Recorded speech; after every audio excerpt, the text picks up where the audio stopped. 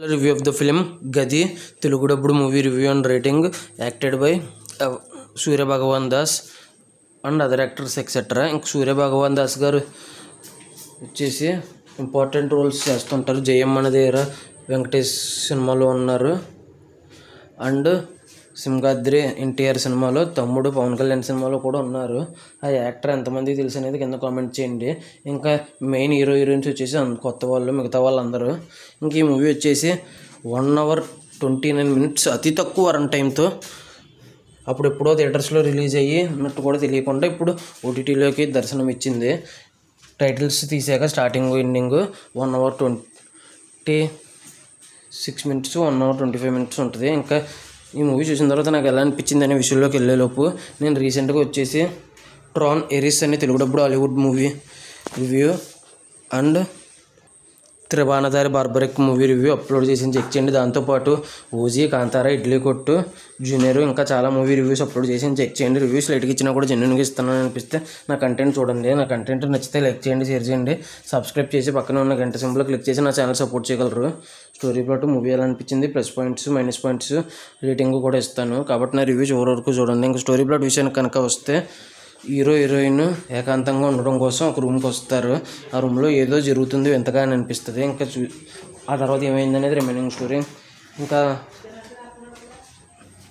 ఇంకొక main actor సూర్య భగవాన్ దాస్ గారి పాత్ర ఏంటి, ఇదంతా రిమైనింగ్ స్టోరీ.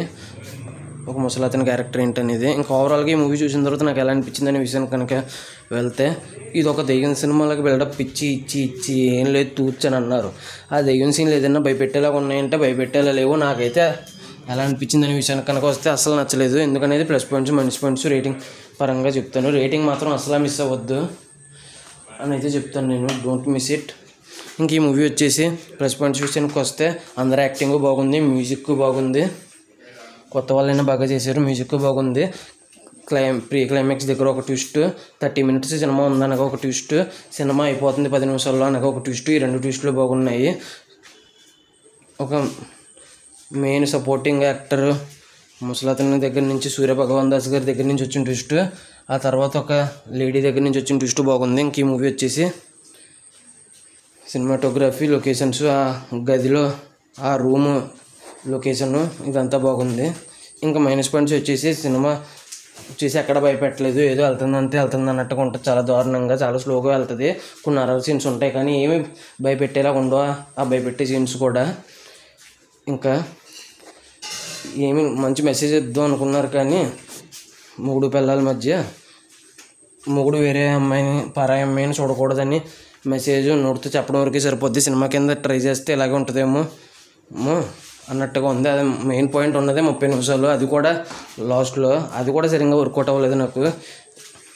ఇంకా ఫైనల్గా వచ్చేసి రేటింగ్ వచ్చేసి 0.5 out of 5 అయితే వచ్చింది అనిపించింది నాకైతే. ఇంకా ఈ మూవీ ఎంతమంది తెలుసు, ఎంతమంది చూసారు, చూసుంటే మీకు ఎలా అనిపించింది అనేది కింద కామెంట్ చేయండి.